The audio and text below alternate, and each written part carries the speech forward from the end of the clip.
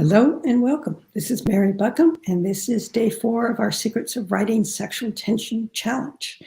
I opened the classroom 4 or 5 minutes early, give people a chance to get into the classroom, touch base, let me know they're on board before we start. So for those who are listening just to the replay, there's going to be a little bit of a gap before we actually start into the actual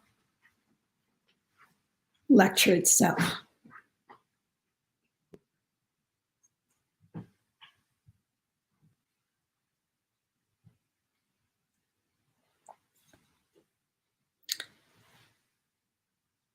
And for those just coming into the classroom, just away from the chat bar.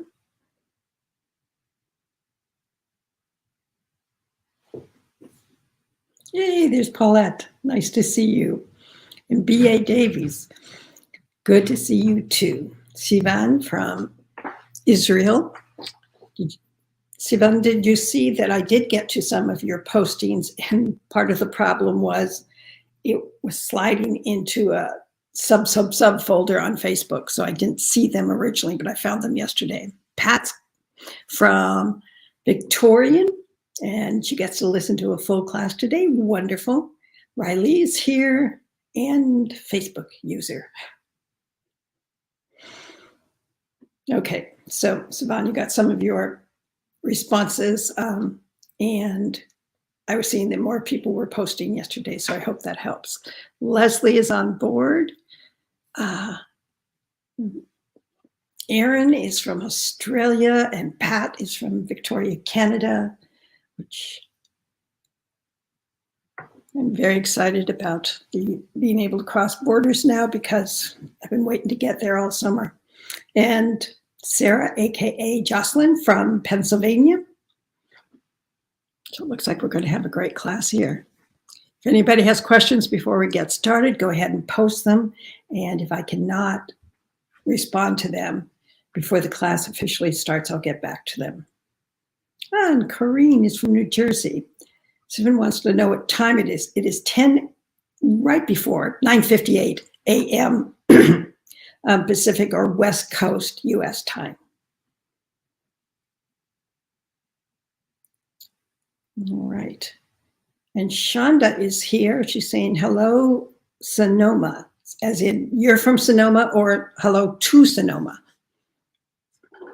Just curious there. We have about another minute or so. And Facebook user is enjoying this class. I'm really glad of that. I'm seeing their improvements in people, particularly with the ones who posted stage 1 for their first homework assignment and then posted stage 1 in their third homework assignment. A real difference there. Fiona from London, lovely. Candace says from Sonoma, the fat fingers. Oh Lord, I just even hate to think about typing because I do it so badly. And then we have Philadelphia. So I love that we have folks and readers from all over the world because every writer tends to be a reader too.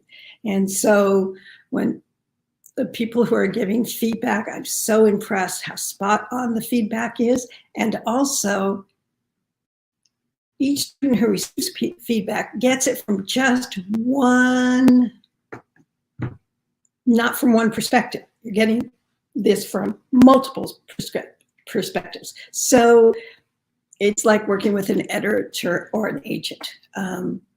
There's one that will hate this and another one that will love this. So there's no one way to approach things. If you're getting great feedback that are saying you're doing wonderful, and then I come along and say, but what about this?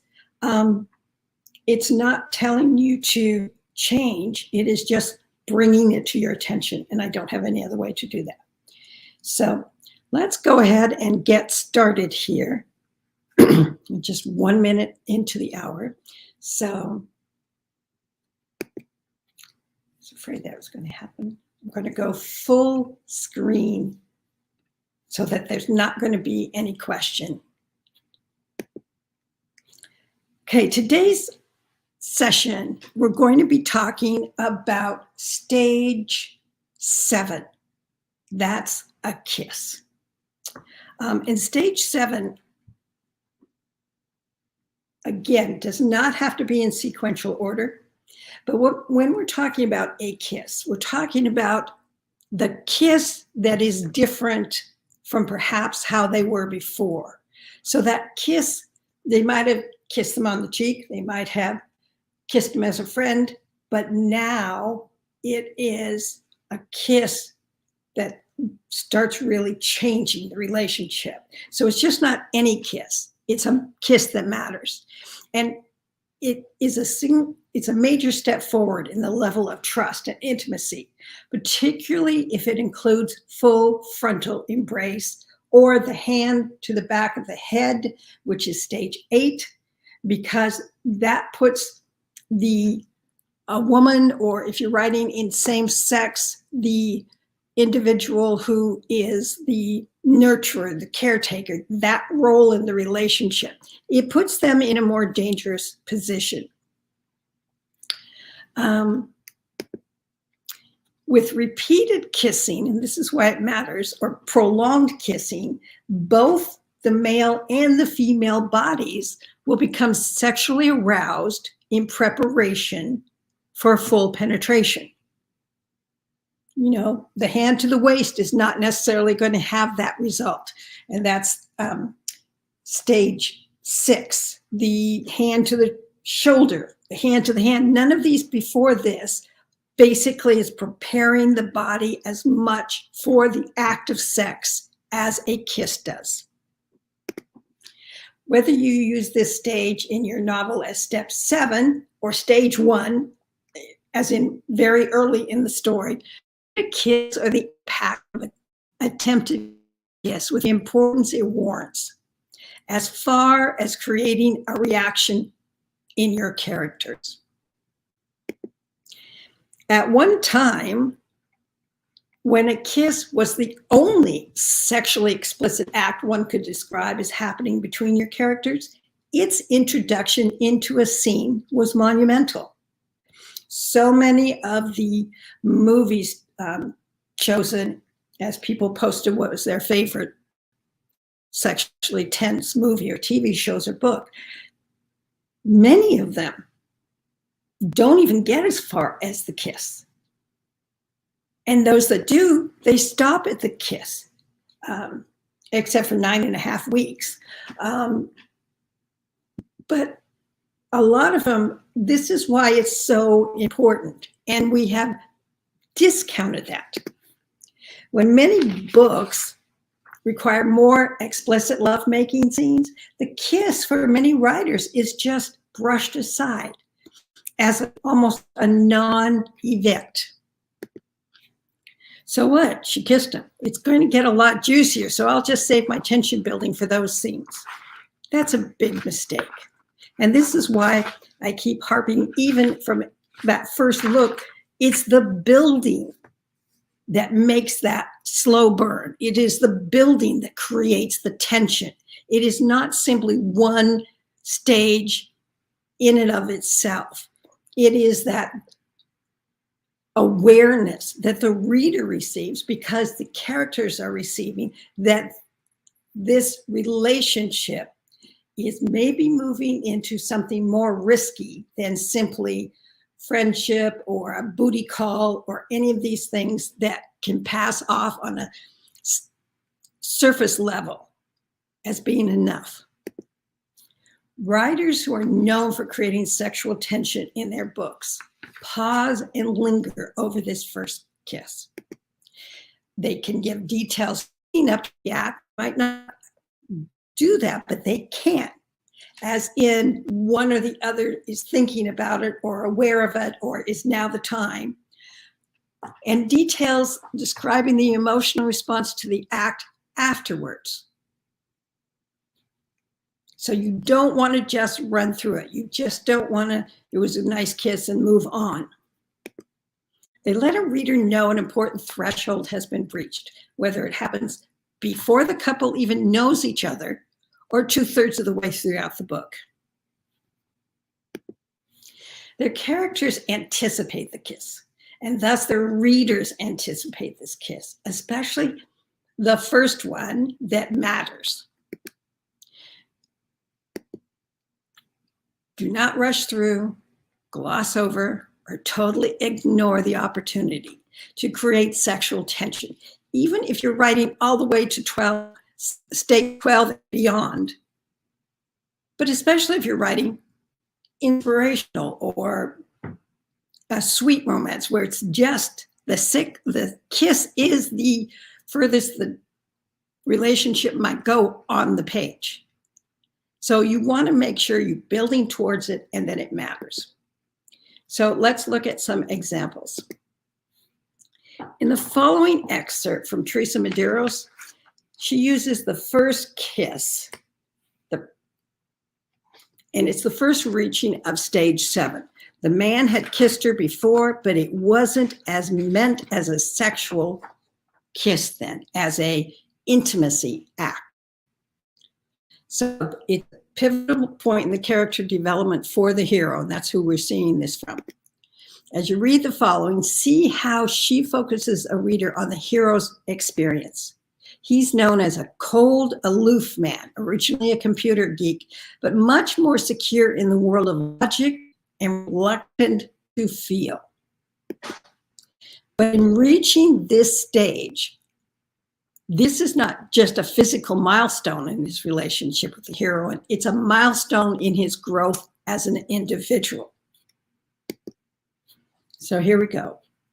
Tristan slowly lowered his lips to hers, knowing even as he did so that he should be checking her pulse, helping her to her feet, calling a doc, as in doctor. His mouth brushed hers in a sweet, dry caress. An electricity more primitive than lightning arced between them, melting the neurons of Tristan's methodical left brain to mush. Her lips parted without hesitation beneath his gentle probing, dragging a hoarse groan out of him. Now, you know what to look for now. How many emotional things is the author revealing here without saying it was great, it was earth-shattering, it was unexpected, and then leaving it at that? Passage continues. He pressed his advantage, giving her his tongue and stealing hers away, as he'd secretly learned to do from the first time he'd held her in his arms. Then there'd been 1,000 witnesses, because it was in a very public venue. Now it was only the two of them, wrapped in a velvety fog of darkness that was no longer a threat, but a blessing. Now, this focuses primarily on a romance novelist. If you were writing in a mystery or other non-romance, just a thriller, a sci-fi, just a general story, and you want some romantic elements, but not a lot, then you would just take out some of the descriptions. You don't have to make it this long. This is long because it is a romance. The next example comes from a historical novel.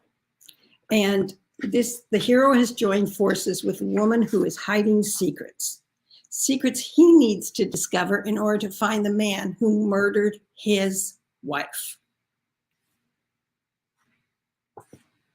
Okay. This is from Amanda Quick, who also writes as Jane Ann Krentz, who also writes as Jane Castle. Jake lost control of the kiss. Now, this is from his point of view. And losing control can be a very big issue for certain characters, a lot of guy characters, but also women characters who are used to control is the one thing that they value, that they can control of themselves. He groaned and crushed her against his chest. The clinical embrace went from ice cold to red hot and out of control between one heartbeat and the next. This particular kiss happens in an environment where they were caught out in the yard and they're kissing initially as a way to disguise their identity from a suspect that is coming through the yard looking for them. So the suspect is not going to interrupt necessarily in this particular historical time period a couple kissing. But this is why this kiss started out one way and it changed. It continues. The footsteps passed by and faded into the distance, but Jake did not relax his grip. Adelaide was starting to realize that right there, we shifted point of view, started to realize that the storm of passion had become shatteringly real when it ended as suddenly as it had begun. Jake ripped his mouth off hers, closed his hand around her forearm, and very carefully, very deliberately set her a short distance away. Now, by the time this kiss came in the story, the reader knows the conflict between these two and what secrets she's hiding from him and what secrets he's hiding from her. So this very deliberate, I've got to stop, I got to create distance between us, all of it is a reaction to this particular kiss. Again, those who are writing non-romance do not need to go quite so many. The more emotional description you give of one of the stages, the more details you give about what they're focusing on, or that's going to enhance the sexual tension.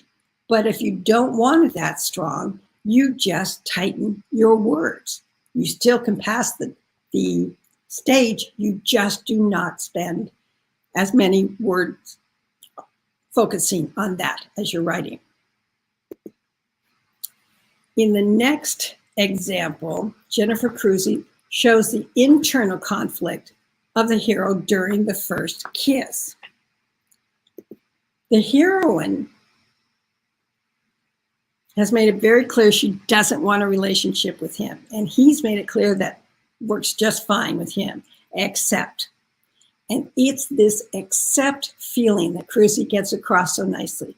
As a simple picnic scene changes the relationship for both characters.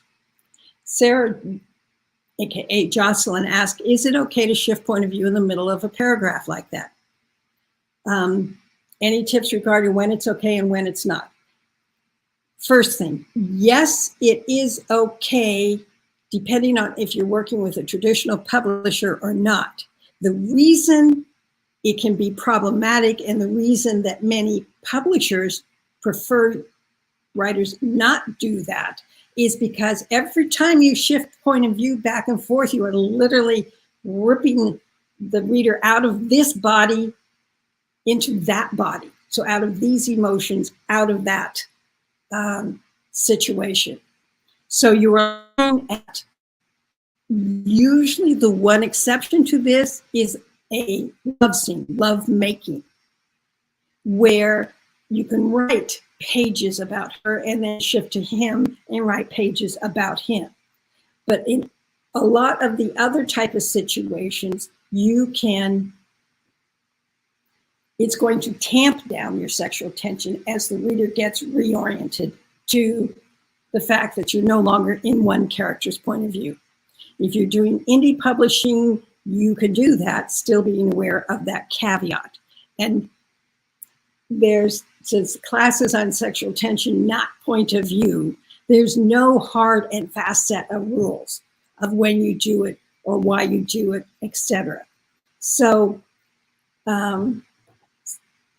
Sibin actually says it's very common. It was very common once, shifting point of view during the same character.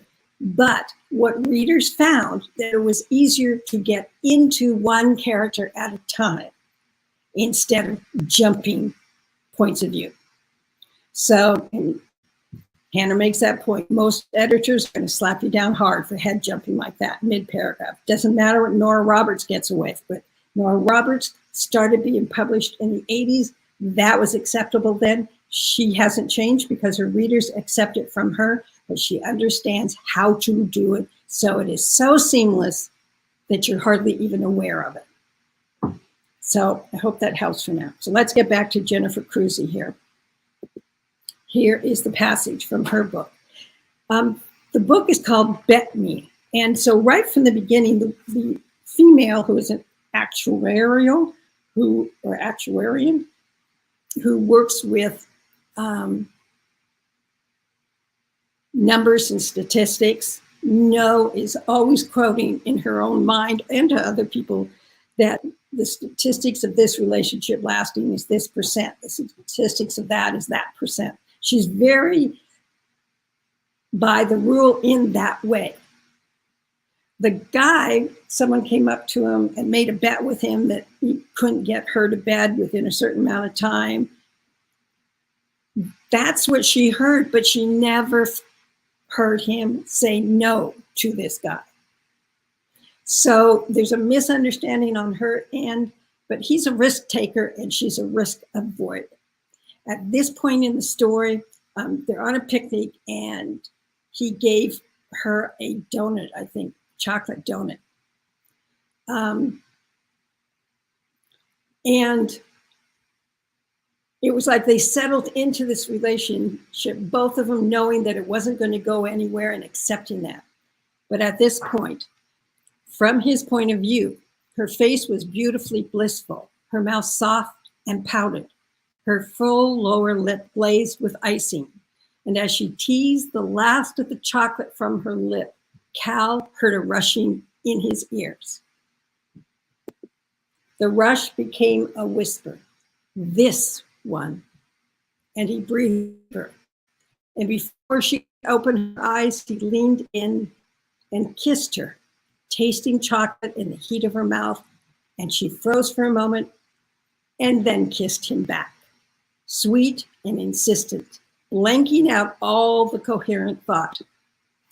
He let the taste and the scent and the warmth of her wash over him, drowning in her. And when she finally pulled back, he almost fell into her lap. She sat across from him, her sweater rising and falling under quick breaths, her dark eyes flashing, wide awake, her lush lips parted, open for him, and then she spoke. More, she breathed, and he looked into her eyes and went for her. Now, the thing that's going here is this kiss is from a male's point of view, but it's interesting to note all the ways Crusie let a reader know that this was a man responding. Look at the word choices that he used to focus a reader on this male point of view. Words such as soft mouth, pouted, full lower lip, sweet. Those are the same words that could be used for the actual sex act, except probably for that pouted. Crusie also uses body language to tell readers where the heroine was coming from. Instead of shifting points of view, he got to see from her the sweater rising, the quick breaths, the lush lips parted, open for him. Now, that is an obvious sexual reference. So these very clear sexual signals that this woman's body is preparing for intercourse, even if the reader knows from the whole first third of the book that this woman's mind is putting the brakes on a relationship big time. Okay, today, instead of going into some of the examples of the homework, we're going to do a little bit of a change. So here is the assignment. This is going to be our last assignment. Show a first kiss that matters to either the hero or heroine. 1 paragraph, if possible, 2 paragraphs max. Do not send a page because I can't get through a page. And if you can somewhere hint in there, that helps. If you can't hint in that particular passage, just go ahead and as a reminder to the readers, which all of us are readers of each other's work, what the conflict is. Just a one line. Don't need a full paragraph of the conflict, you know. He wants this, she wants that, whatever. So just to make it clear, so I won't be asking you or somebody else asking you what's the conflict, because if it's not there, and it might be later on the bottom of the page and you're just taking the two paragraphs, the closer you keep the conflict associated with the stage and the awareness with specific details and the emotional response, the stronger your tension is going to be. So this will be posted up in the file. Tech Guy will be sending out this as a handout this evening, as he always does, and it's capital H, capital 4. Now remember that. Hashtag H4. Don't put an additional hashtag. And that's what some of the problem I found yesterday was that people would use hashtag H, whatever number it was, and then use another hashtag with their name or with something else that added to the hashtag. And what that did is it threw it into a different, did not come up when I was looking through the hashtag 1 or hashtag 2, whichever one it was, it would come up somewhere else. So that just complicated. I found some of them. I don't know if I found them all, but that delays getting a response from me. So this is the homework. And next I'm going to be talking, you can find out here, perfectly acceptable, perfectly all right. But for those who want more information about learning about writing sexual tension, if you just hang around, I have more information here. So again, anybody who doesn't feel that's for them, go ahead and sign up. But I do want those who remain and those who are interested that this free challenge is a prelude for a 4+ week workshop. When I say 4+ weeks, I mean that there are those who are already enrolled in this workshop, and there's a pre-course week that you can address and receive immediately once you get into the classroom. You do not need to wait another till September 4th to actually get into the class. So this 4-week class will be running from September 4th to October 1st on the calendar. But there's differences in it than what we're doing here.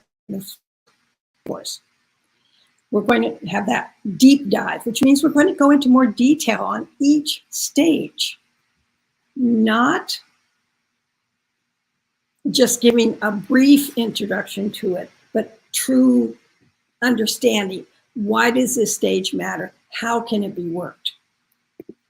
There's going to be more time to review lectures and study the material and practice what you are learning, because the lectures are going to be given to you once a week, like on a Sunday evening, that type of thing. So you have all week to come look at your questions, look at how can you do this in your own work. There's 38 at least video lectures to review, and these are 20 to 35 minutes, and you can review them as many times as you want at your own pace. You do not have to show up at a particular time to see this Q&A session live or the lecture live. So you receive the material on Sunday, you have all week to play with it, and there will be more homework there that gives you more time to dig into it and more time for me to respond to the homework assignments. And there's still the live Q&A once a week, so that if you so it's a chance for you to hear what other people are asking. If people posted homework at the last minute, oftentimes I'll review it on that day. And it's so you have interaction about it. Jan wants to know, is it also Facebook or through your online platform? It is both, Jan.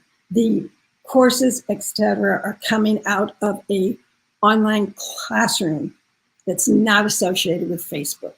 But there is a designated Facebook page where that's where you're going to, the replays for the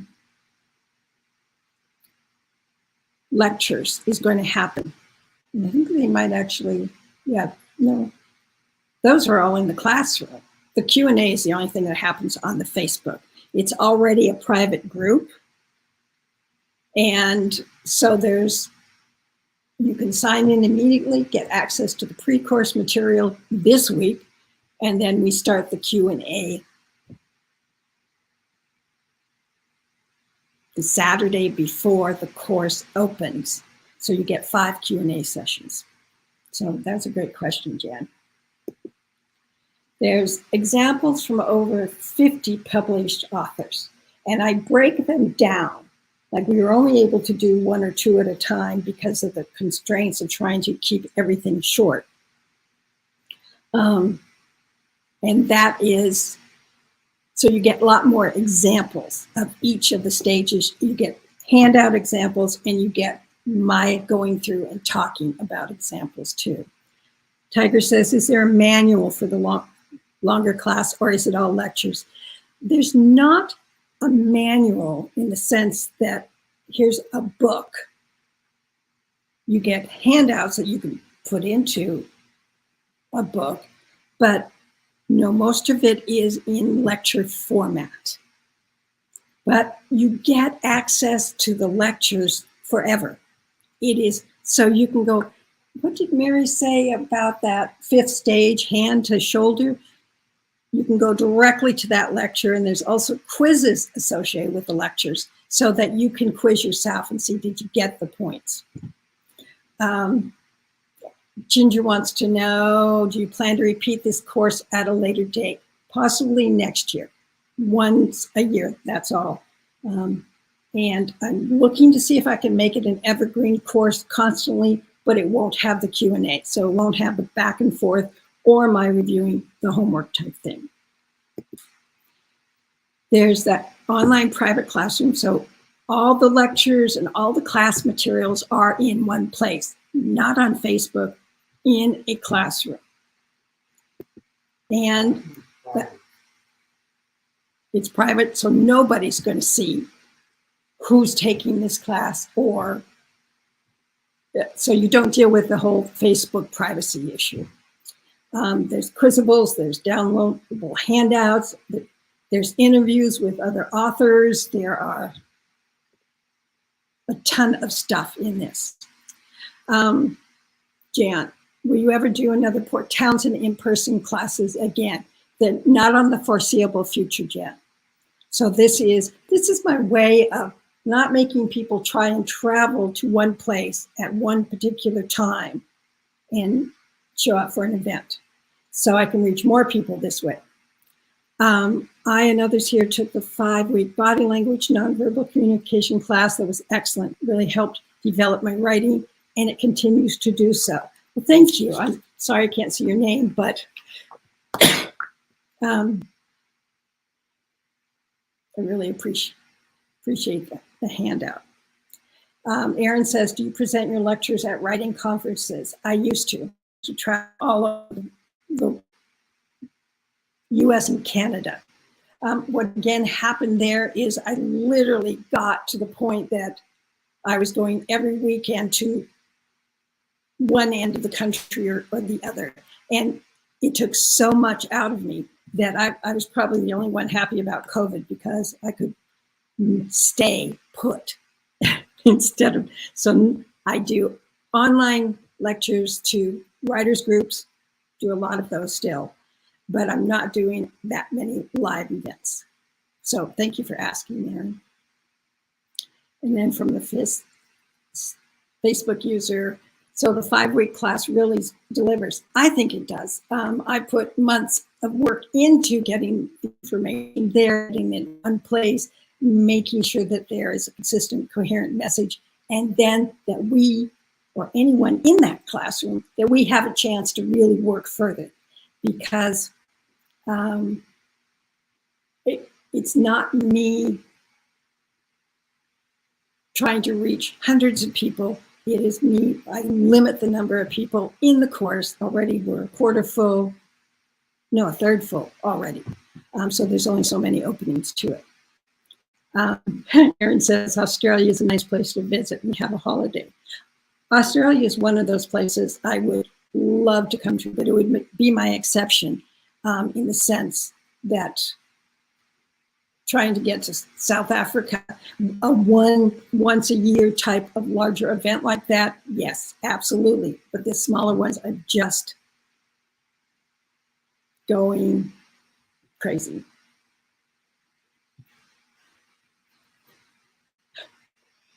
Someone says, I have good memories of you coming to Columbus, Ohio years ago. Absolutely. I remember that. It was just really, really fun. I think I've come to Columbus more than once, though. I think about 3 times. And I'm sorry, I don't know why names are not popping up for some people after you've given permission. Jan, who's done, what was it, 4-day intensive plotting course, is saying that all your courses have been very informative and helpful to me. I'm glad, I'm really glad. Tiger is heading from Connecticut to Australia, lucky guys. All right.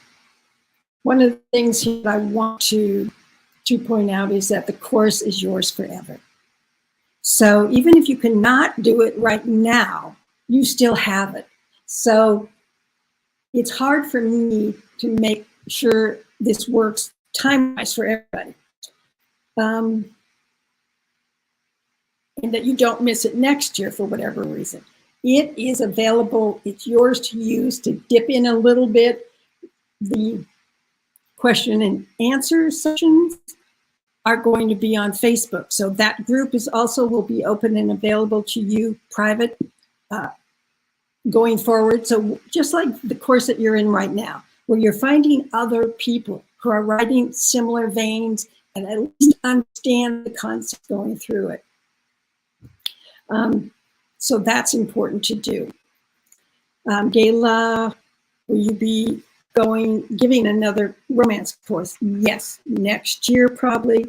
Next month, I'm giving a 4+ week plotting course for commercial fiction writers, everyone who's not doing romance.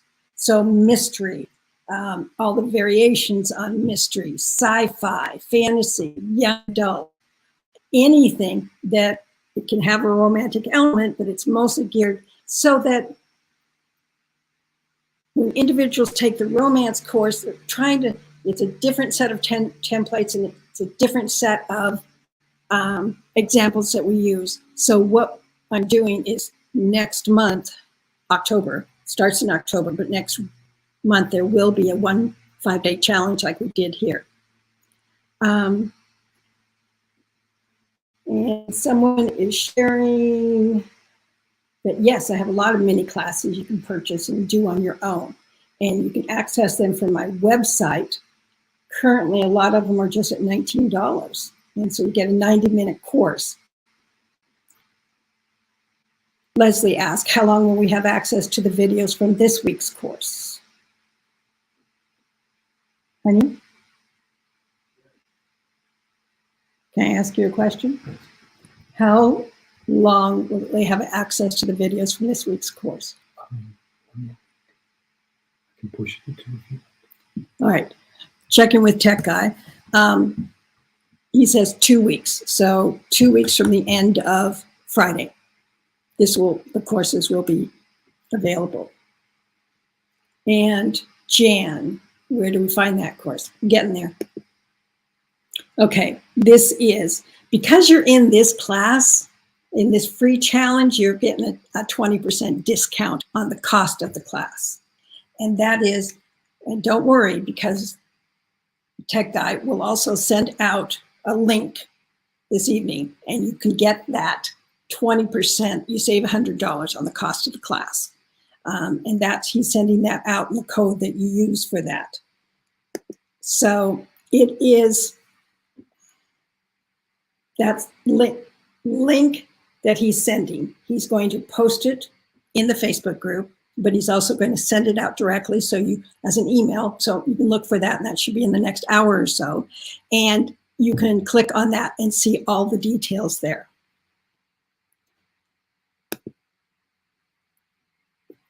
Lou asked me, are you making the PowerPoint presentation from this class available? No. And the reason, I apologize, but I have in the past made PowerPoints available to individuals or to groups, and then all of a sudden, next thing I know is somebody saying, why is this person teaching this class with your PowerPoints? So the PowerPoints are not available, but for the next 2 weeks, you can still review them in this class. For in perpetuity, which I'm very pleased I can get that word out, in the 4-week class, they're yours. So you can access those for next year, the year after that, but not in these free challenges, because unfortunately, okay, thank you, Lou, I appreciate that. So these are some comments. The workshop has been a tool I've been looking for to move my writing and my characters to the next level. I cannot thank you enough. So people have really made a change to their writing. And you see that in some posting already this 5 days we've had together. But if you have questions and you think about other questions, you can get a hold of me at mary@marybuckham.com. For the next 2 days, I will be trying to catch up on all the homework. But I will get back to you within the time frame. I think it's through the 28th that you can get the discount on. So I'm not ignoring you. The one thing that I feel matters is when you have someone who actually writes that can break down the information into logical steps that you can absorb instead of standing up in front of a group and having someone who tells you what to do or tells you from just one perspective and says, no, you can't do this because, or never do this, and you walk away thinking it's a rule of law, and it's not. It is, I know personally how I had to work to learn to write sexual tension. And it took me years to find the 10 stages, to find an understanding of what those meant, not as biology, but as breaking down those stages throughout a novel. And the courses that I offer are usually the courses I wish I would have had myself. That the whole process of,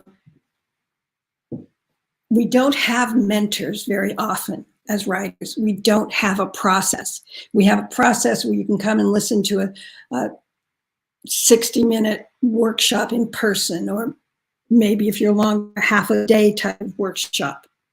And then you got to walk away and you think you're doing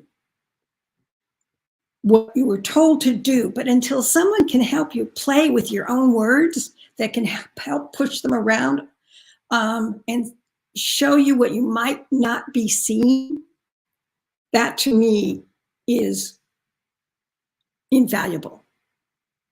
And I know for a fact nobody else is doing that. So you can write the books you dream of. You can have the degree of sexual tension that you want for your books, whether it's sweet, whether it's kind of a skiff with the rest of the relationship or the rest of the story, or whether it is all about the steam. So if you have any questions, I can answer them here, or I can answer them directly through emails. Thank you for whoever's saying that what you love most about my classes is they're invaluable. I put a lot of time preparing the courses and knowing that these insights helped me become published and multi-published and award-winning published. And I want to share that with others. So I'll tell folks a little bit more tomorrow about the plotting for commercial fiction course coming up in October. I don't think that's up on the page quite yet. I don't know what Tech Guy is doing. No, I know what he's doing. So in order to get everything pulled together for this challenge and the class and all the lectures for the upcoming class and all the lectures for the plotting course, he's been busy. So, but it will be coming. And if you're in my newsletter, that's usually where I announce things first about it. And for the individual, it says, take a look at the book Break into Fiction. The plotting course is based on that, but the templates have changed. I was working with a group of writers during the pandemic, the whole pandemic, and we were analyzing the templates for romance writers specific. We went through Lord knows how many movies. We were doing it once a week, and we came up with new templates for romance writers. And in looking at them or reviewing them, I realized that some of what I learned with that group approach, I translated so the templates are slightly different than the ones in Break into Fiction.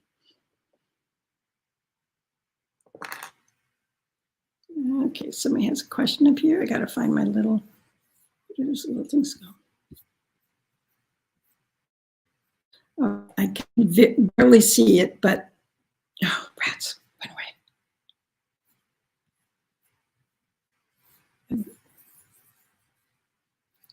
You know when you lose the little arrow and you can't get it into the right section?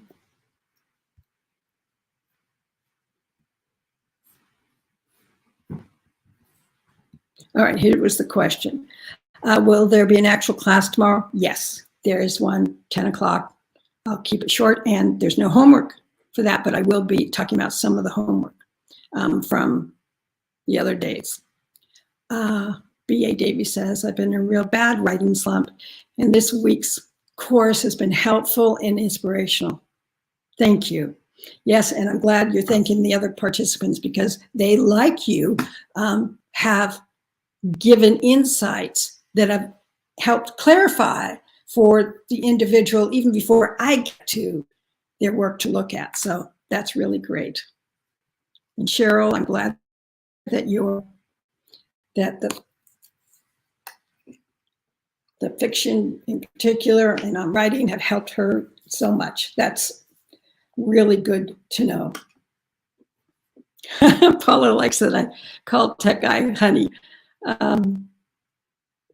Yeah, I know sometimes I literally got to the point when I was doing live workshops, I was introduced not as me, but that I was married to Tech Guy, and that we'd have conversations and I'd post them to Facebook, and they enjoyed that so much. And it's like, it's going to get a swell head.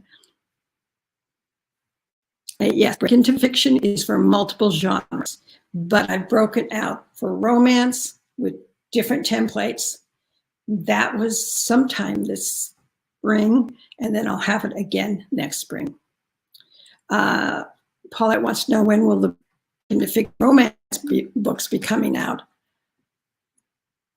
I know I keep saying this, but they will be coming. I just have shifted to get these bigger courses all lined up and all the work put into them and then giving them. And that takes into the time that I can do to get those released. And yes, there will be a class tomorrow. We will be addressing that tomorrow.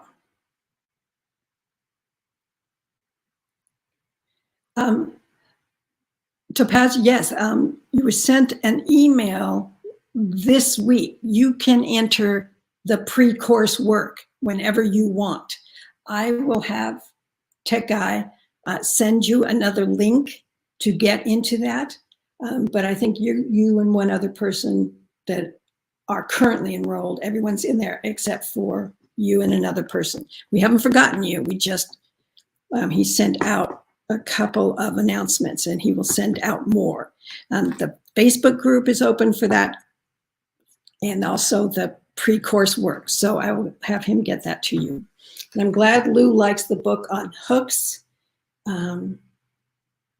Again, I work with people individually, and I don't take on that many anymore. But when I did, and it was like, how do I get this information across and give you examples and break it down so you can see the difference between having a hook, and it's not just the hook as in this is the concept of the story, but those type of hooks that bring you into the story and keep you tied to the page. If you've read a book at any time that kept you up reading long after you wanted to go to bed, it was most likely because of the hooks in that story.